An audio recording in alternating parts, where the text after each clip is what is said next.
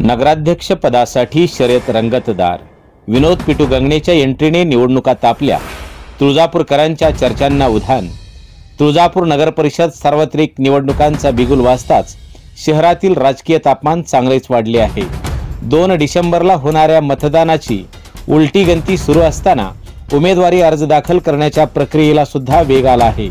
नगराध्यक्ष पदासाठी अद्याप अर्जांचा अभाव असतानाच 15 नोव्हेंबरला विनोद उर्फ पिटू गंगणे यांनी नामनिर्देशन दाखल करून रंगात भर घातली आहे।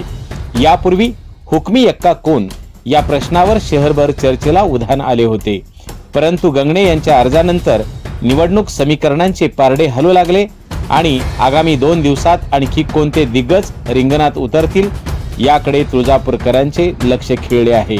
अर्ज भरण्याचा 17 नोव्हेंबर हा अंतिम दिवस असल्याने शेवटच्या क्षणी चित्र पालटण्याची शक्यता तज्ञांकडून व्यक्त होत आहे।